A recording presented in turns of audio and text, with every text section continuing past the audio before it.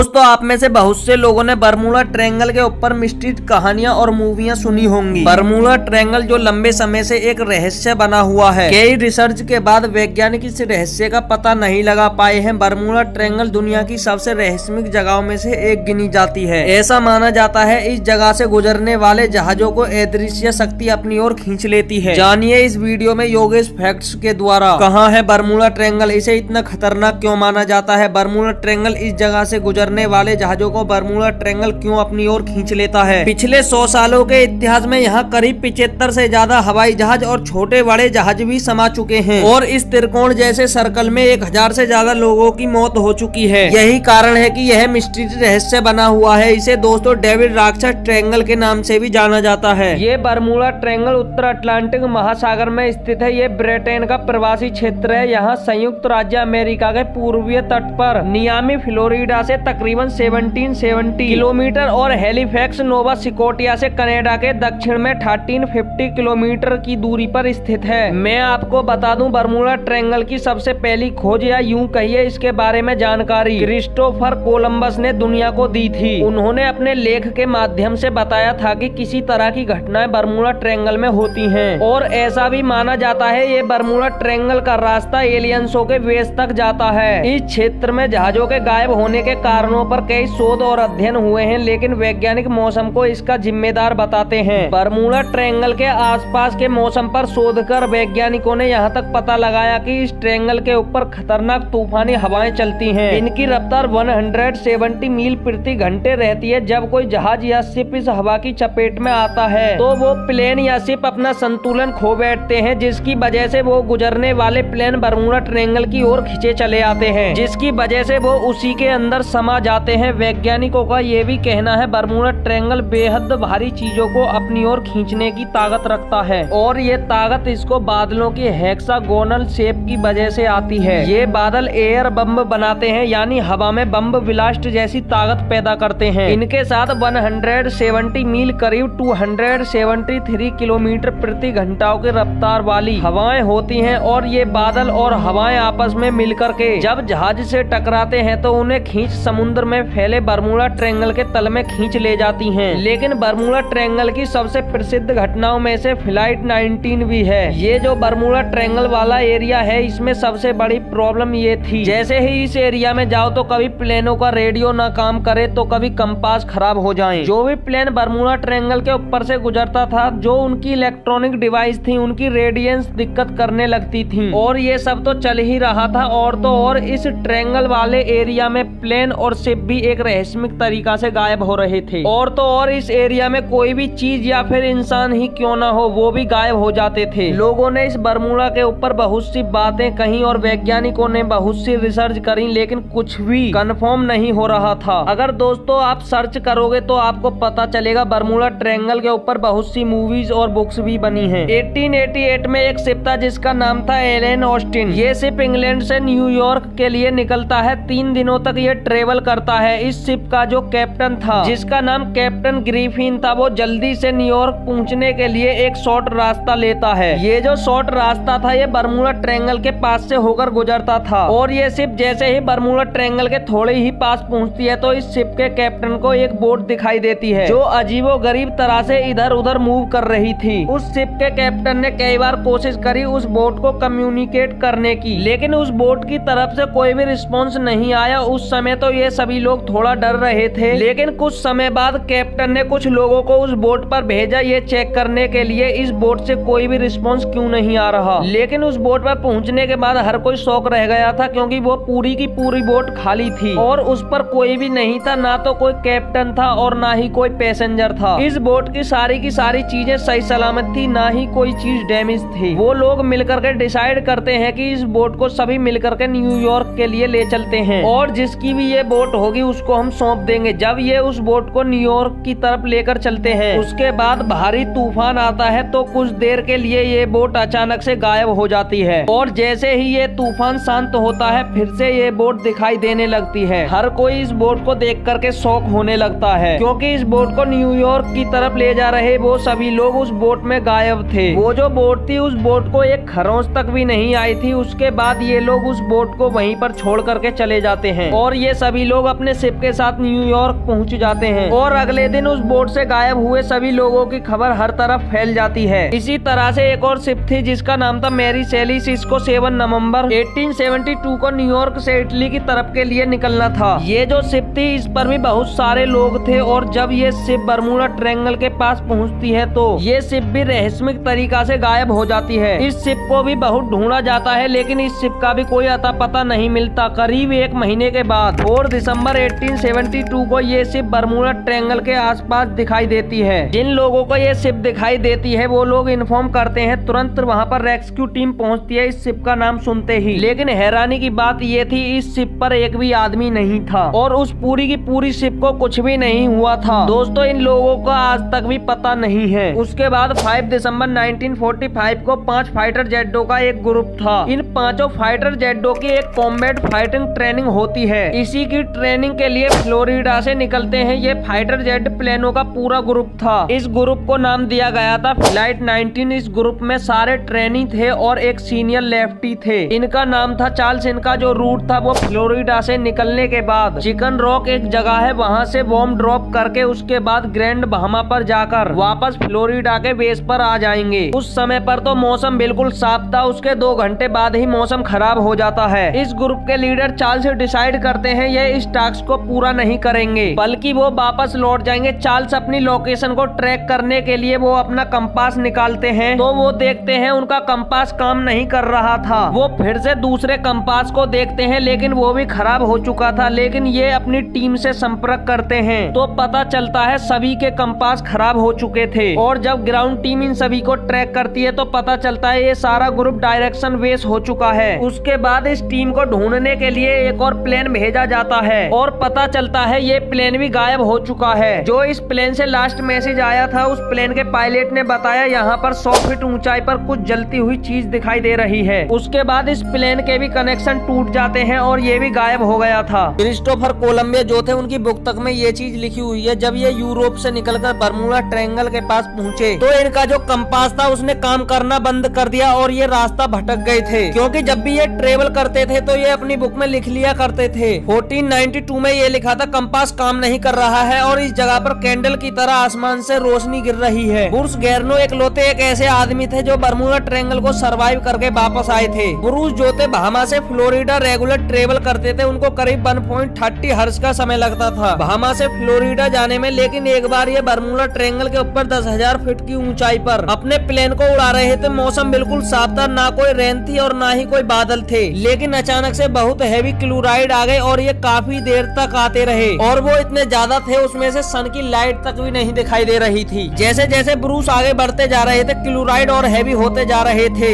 Plane के इंस्ट्रूमेंटों ने काम करना बंद कर दिया था और ना ही कंपास काम कर रहा था। ब्रूस को ऐसा लग रहा था प्लेन को कोई एक्सटर्नल फोर्स इस प्लेन पर काबू कर रही है। ग्राउंड पर जो टीम थी उनको अचानक से उनकी लोकेशन मिलना बंद हो गई थी। लेकिन ब्रूस रुकते नहीं है, घने बादलों में से अपने प्लेन को चलाते रहते हैं। उसके बाद वो बादल अचानक से हट गए थे और ग्राउंड टीम से जब वो कांटेक्ट करते हैं उनको देख करके हर कोई शॉक था कि ब्रूस का प्लेन रूट पर 45 मिनट में ही पहुंच गया था क्योंकि ये प्रैक्टिकली पॉसिबल नहीं था क्योंकि 250 मिलियन की दूरी थी जबकि ये 130 हर्ट्ज में पूरी होनी चाहिए थी क्योंकि इस प्लेन की जो मैक्सिमम स्पीड थी 180 मिलियन पर हावर्स थी। ये पॉसिबल नहीं था 45 मिनट में ये प्लेन फ्लोराइड पहुंच जाए। और उन्होंने उस प्लेन के फ्यूल को चेक किया, वो भी कम नहीं हुआ था। ये जो बरमूडा ट्रायंगल है आज भी मिस्ट्री रहस्य बना हुआ है और वैज्ञानिक भी आज तक ये पता नहीं लगा पाए हैं ये सब ऐसा कैसे होता है, क्या है बरमूडा ट्रायंगल का रहस्य। ऐसे ही अमेजिंग वीडियो देखने के लिए हमारे चैनल को सब्सक्राइब कर लें जो आने वाली नोटिफिकेशन आपको मिलती रहे। मिलते हैं नेक्स्ट वीडियो में।